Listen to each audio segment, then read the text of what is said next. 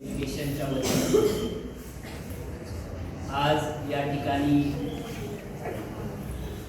Doctor Babasaheb आंबेडकरांच्या महापरिनिर्वाण दिनाच्या निमित्तानं होत असलेल्या पार पडत असलेल्या कार्यक्रमाच्या प्रमुख पाहुण्या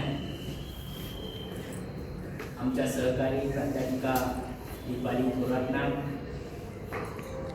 आपल्या महाविद्यालयाचे सांस्कृतिक विभाग प्रमुख सन्माननीय प्राध्यापिका अर्चना राऊत, व्यासपीठावरील माझे सहकारी सर्व प्राध्यापक आणि माझ्या विद्यार्थी भगिनी,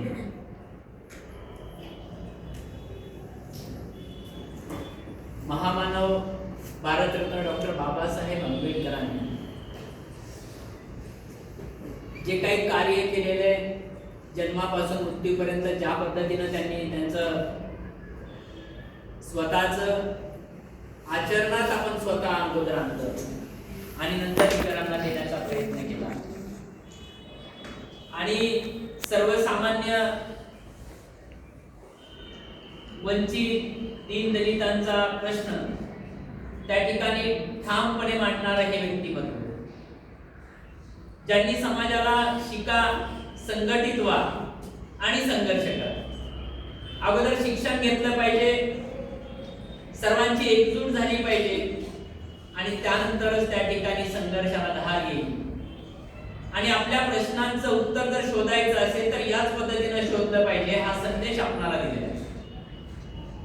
त्याचबरोबर शिक्षणाच्या बाबतीमध्ये विचार करत असताना डॉक्टर बाबासाहेब आंबेडकरांनी सांगितलं की शिक्षण हे वाघिणीचं दूध आहे, ते जर घेतलं तर तुम्ही गुरगुरले राहणार नाही आणि तीच परिस्थिती आपल्याला दिसते. वंचितांनी, दीनदलितांनी शिक्षण घेतलं आणि शिक्षणाच्या माध्यमातून आपली क्रांती घडवून आणण्याचा प्रयत्न केला, संघटित होण्याचा प्रयत्न केला, संघर्ष करण्याचा प्रयत्न केला आणि त्या संघर्षाच्या माध्यमातून आपल्याला डॉक्टर बाबासाहेब आंबेडकरांनी दिलेले विचार आणि त्या विचाराची ताकद, ज्या तलवारीला धार असते त्या तलवारीच्या धारेपेक्षा विचाराची धार अत्यंत धारदार असते आणि या धारदार विचाराच्या माध्यमातून त्या ठिकाणी डॉक्टर बाबासाहेब आंबेडकरांनी या देशामध्ये बदल, परिवर्तन घडवून आणलं. डॉक्टर बाबासाहेब आंबेडकरांनी वेगवेगळ्या क्षेत्रामध्ये परिवर्तन केलं. शेती व्यवसाय असेल, अर्थक्रांती असेल, सामाजिक असेल, राजकीय असेल, आध्यात्मिक असेल, धार्मिक असेल, या वेगवेगळ्या क्षेत्रामध्ये त्यांनी तशा पद्धतीचं काम केलं आणि काम करत असताना आपल्या अनुयायांना तशा पद्धतीचे शिक्षण दिलं, आपले अनुयायी त्या पद्धतीने घडवले. आज ते परिस्थिती त्या ठिकाणी दिसतेय का?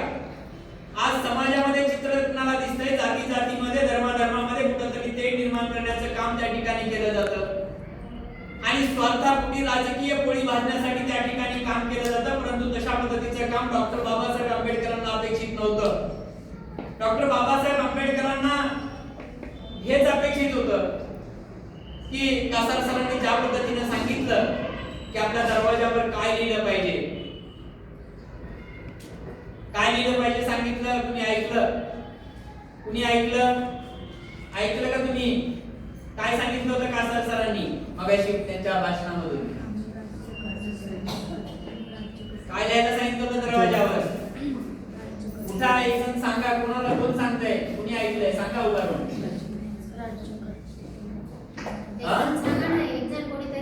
हात वरती करा ज्याला काय त्यांनी ऐकलंय, त्याच्या लक्षात येते. हात वरती करा,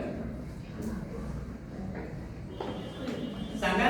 मीच राज्यकर्ता आहे, तुम्हीच राज्यकर्ते आहात, आपल्या घरावर. एक लक्षात घे, त्यांनी सांगितलं होतं की आपण राज्यकर्ती जमात बनायचंय, राज्यकर्ते बनायचंय. त्या ठिकाणी वेठबिगारीच्या दृष्टिकोनातून आपली त्या ठिकाणी वेठबिगारी, काय म्हणता येईल त्याला की गुलामगिरी, त्या ठिकाणी आपण कुणाची गुलामगिरी करण्यासाठी जीवन जगत नाही, तर त्या ठिकाणी आपण आपलं मताचा अधिकार दिलेला आहे. डॉक्टर बाबासाहेब आंबेडकरांनी त्यांच्या संविधानाच्या माध्यमातून आपल्याला मताचा अधिकार दिलेला आहे. त्या मताच्या माध्यमातून आपल्याला सुद्धा त्या ठिकाणी निवडणुकांमध्ये सामोरे गेलं पाहिजे, उभारलं पाहिजे, राजकारणापासून अलिप्त राहिलं नाही पाहिजे, तर त्या ठिकाणी आपण सुद्धा सत्तेमध्ये सामील झालं पाहिजे. त्या दृष्टीने जशा पद्धतीने शिक्षणामध्ये सांगितलं की हे शिक्षण घेतलं पाहिजे, वाघिणीचं दूध आहे, जे घेईल तो घुटुरल्याशिवाय राहणार नाही. त्याच पद्धतीने राजकारणामध्ये हे सांगितलं की आपण त्या ठिकाणी सत्ता केंद्र आपण आहोत, सत्तेमध्ये काय वरिष्ठ जाती धर्मातले लोकांना सत्तेमध्ये बसवायचं, आपण मात्र गुलामगिरी करायची, अशा पद्धतीची भूमिका कदापि त्या ठिकाणी डॉक्टर बाबासाहेब आंबेडकरांनी मान्य केलेली नाही. सर्वसामान्यांना त्या ठिकाणी सत्ता केंद्र त्या ठिकाणी उभा करून द्यावं, सर्वसामान्य जनते, दीन दलितांना, वंचितांना त्या ठिकाणी सत्तेमध्ये सामील होण्याचा अधिकार निर्माण व्हावा, या दृष्टिकोनातून प्रयत्न केले. अगदी कर्मचाऱ्याच्या बाबतीमध्ये असेल, महिलांच्या बाबतीमध्ये असेल, किती तास काम असावं, किती तास सुट्ट्या असाव्यात, किती दिवस सुट्ट्या असाव्यात, हे सुद्धा त्यांनी त्या ठिकाणी संविधानाच्या माध्यमातून सांगितलं. म्हणजे कुठल्याही क्षेत्राला कष्टकऱ्यांच्या, मजुरांच्या, कष्टकऱ्यांच्या, शेतकऱ्याच्या, शेतमजुरांच्या प्रत्येक प्रश्नाला संविधानाच्या माध्यमातून त्या ठिकाणी चौकटबद्ध त्या ठिकाणी आपल्याला दिलेला जे अधिकार आहे, त्या अधिकार आपल्याला फक्त आणि फक्त डॉक्टर बाबासाहेब आंबेडकरांनी दिले. एक लक्षात घ्या की राजकारणातला असो, समाजकारणातला असो, श्रीमंत असो, गरीब असो, दीनदलित असो, कुणी आलं की संकट आल्यानंतर ज्यावेळेस त्याला कोण आठवत असेल तर डॉक्टर बाबासाहेब आंबेडकरांनी लिहिलेलं संविधान, तो म्हणायला लागतो की मला या संविधानामुळे त्या ठिकाणी आधार मिळतो, या संविधानामुळे मला न्याय मिळतोय, या संविधानामुळे दिलेल्या ज्या काही गोष्टी आहेत त्या गोष्टी माझ्यासाठी न्याय गोष्टी आहेत आणि त्या न्यायाच्या अनुषंगाने मी त्या ठिकाणी काम करेन, अशा पद्धतीची भूमिका डॉक्टर बाबासाहेब आंबेडकरांची.